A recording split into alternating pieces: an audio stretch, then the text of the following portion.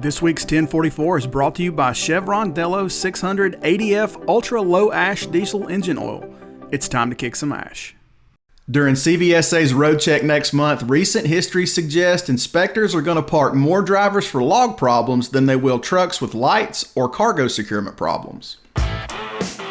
You're watching CCJ's 1044, a weekly webisode that brings you the latest trucking industry news and updates from the editors of CCJ. Don't forget to subscribe and hit the bell for notifications so you'll never miss an installment of 1044. Hey everybody, welcome back. I'm Jason Cannon and my co-host on the other side is Matt Cole.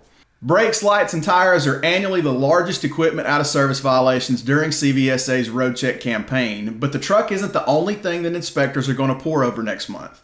Last year, 2,288 drivers were parked for either false logs or hours of service violations. That's about 70 more than lighting violations on the truck and 350 more than the number of trucks parked for cargo securement violations. And cargo securement is a focus of this year's campaign, which kicks off on May the 16th.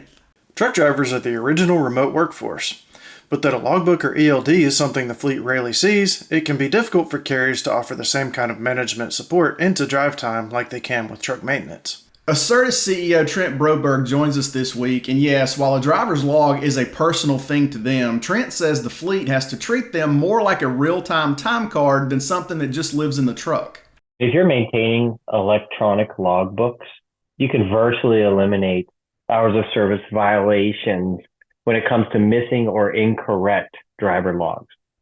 So when you think about hours of service compliance and basically fatigued driving, that's a big component. So around 30% of all driver violations during roadside inspections are attributed to missing or incorrect driver logs.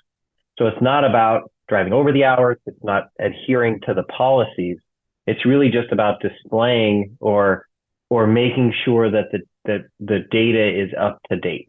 So that's the way that I look at how technology plays a role in the driving community and the fleet community, is just ensuring, you're maintaining the correct location of the ELDs, the ability to extract the logbooks out there in real time to make sure that they're updating in real time, and, have a copy or understand what the operating instructions of the ELD are. Because trucks have ELDs in them these days, and our ability to assess the real-time data can eliminate those incorrect driver logs or missing driver logs. Maintaining the ELD and having access to the right and real-time data from the ELD is critical in a roadside inspection. Thanks to telemetry, the fleet has these insights into available drive time whether the driver likes it or not. Sure, that ELD is a personal account of a driver's day, but Trent says carriers and drivers have to agree to disagree on the ELD's consideration of being a private matter.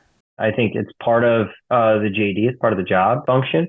I think where that really stems from is back in the CSA 2010 timeframe where, and I understand this, the federal government is pushing regulatory practices on the drivers, even on the hours of service type regulations, when the drivers, oftentimes are pretty autonomous and should be treated as professionals out there in the space. And, one bad apple can spoil a bushel type mentality. But I think generally I'm for less policy restrictions and more at the fleet level, because I think at a privatized or fleet level, you can even do a better job with managing the safety and compliance of the fleet. It's a collaborative effort between the fleet and the driver, and the entire industry as a whole, which includes parking issues and other challenges. It's really understanding the voice of the driver and understanding what the driver has to go through on a daily basis. Adhering to the policies that are in place, whether you like them or not, is critical. And I think everybody would say that they do, and that's important, and leveraging technology to make sure you take the necessary steps to go through and understand, where can I park ahead of time? What does the detention time look like at this location?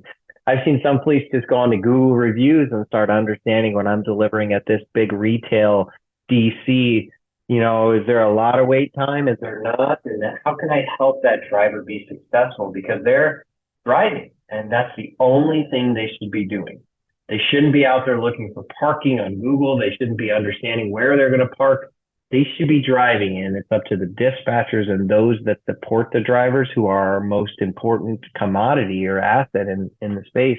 Support them, not just in finding them a load and forgetting them, but supporting them throughout their day on their journey, just as we would support everybody else in our offices and our customer support teams and finance teams and sales teams that we're supporting them on a daily basis.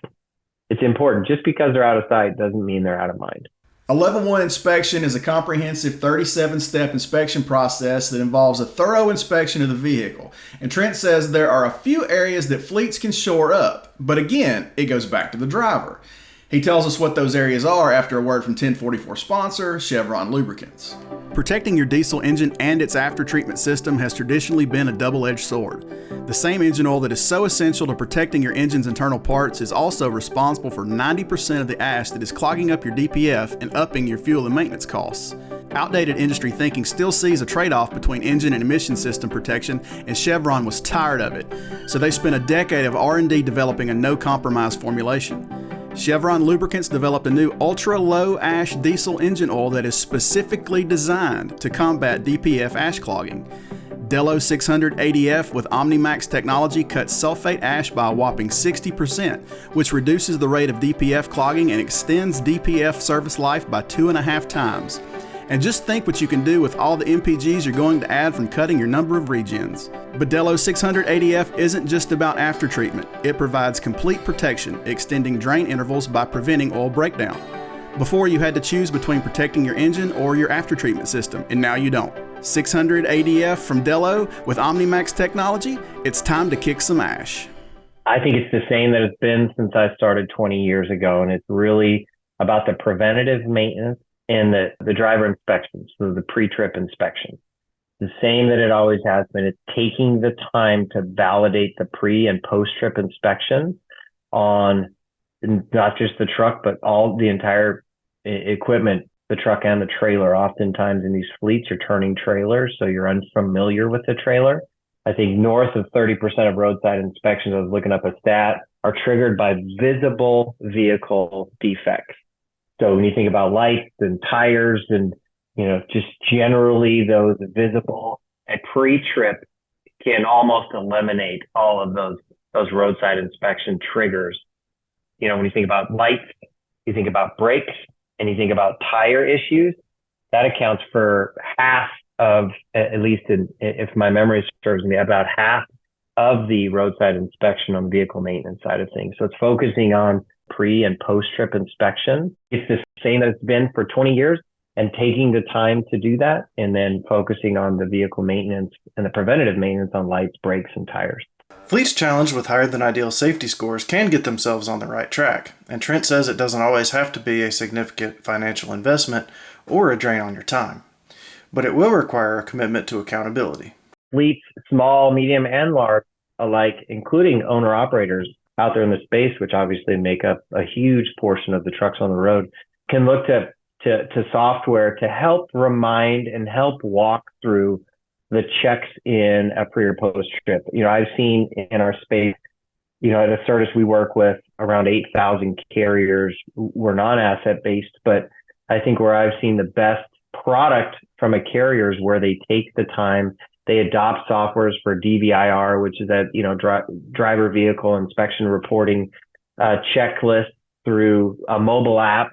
There are third-party softwares out there that you can sign up for. Some are free, some are paid, that'll walk you through that pre-trip every day, and incorporating that into your general business practice, which includes vehicle maintenance, taking pictures of the vehicles, of the truck and trailer prior to on the pre-trip and post-trip will be really helpful. I think it's really just taking the time to walk through those steps.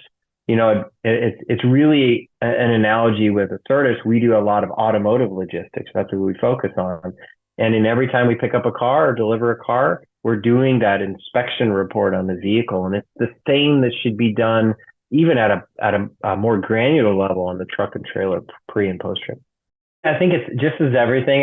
If you were to ask, Acertus partners or maybe even my wife, I focus on discipline. It's having that disciplined regimen to make sure that you go through every step in a pre or post trip, just to avoid the headaches down the road. And ultimately, we all want, a safe driving community. We all have families on the road, and the more that we can provide back to that story and make sure that we're doing this together, the better off we all will be. And you eliminate your friction with your customers. If you have a breakdown on the road, you're creating friction in your customers, where oftentimes, like I mentioned, almost 50% of those vehicle maintenance, the preventative vehicle maintenance, could probably be eliminated with the right steps and the right controls in place. That's it for this week's 1044. You can read more on ccjdigital.com. While you're there, sign up for our newsletter and stay up to date on the latest in trucking industry news and trends.